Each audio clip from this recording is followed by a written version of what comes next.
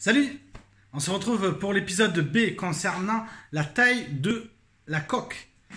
Donc je vous ai pas fait écouter le bruit de la disqueuse, ça servait strictement à rien.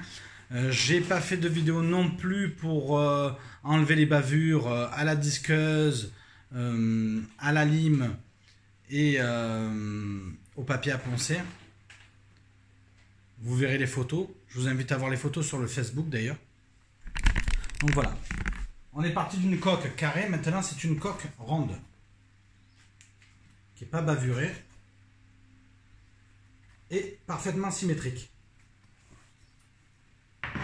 Cette nouvelle vidéo, je vais vous montrer, va concerner en fait la taille de la mousse. Donc je vous montre comment on fait. Et ensuite, je vais attaquer au cutter. Rien d'extraordinaire. N'importe qui peut le faire du moment qu'il est minutieux.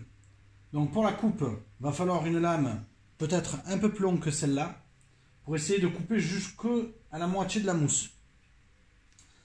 Et après, on va commencer par l'arrière et couper progressivement comme ça. Je vous invite à voir d'autres vidéos sur la taille de mousse. Puisque d'une manière générale, lorsqu'on coupe la mousse, que ce soit pour un matelas, un coussin, une selle de moto, une voiture, on fait la même chose. Sauf que moi je le fais à la main, manuellement, avec un cutter, et qu'on pourrait le faire très facilement, soit au fil à chaud, ce que nous allons peut-être réaliser bientôt, avec l'aide de Gérard, ou avec une scie à mousse, chose que je n'ai pas, puisque la taille de mousse, c'est quand même, ça reste occasionnel chez nous, et une machine à couper la mousse, c'est environ 500 €. Donc il faut l'amortir. Et aujourd'hui, j'ai pas la capacité pour l'amortir. Donc comment on fait? Que ce soit avec une machine ou à la main, c'est toujours pareil. On va enlever 2 cm.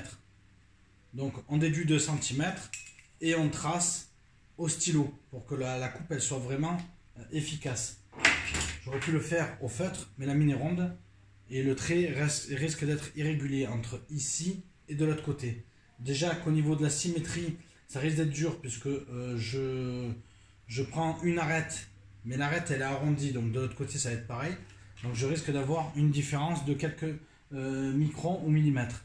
Chose qu'on arrivera facilement à gommer avec les différentes mousses qu'on va apporter sur le confort.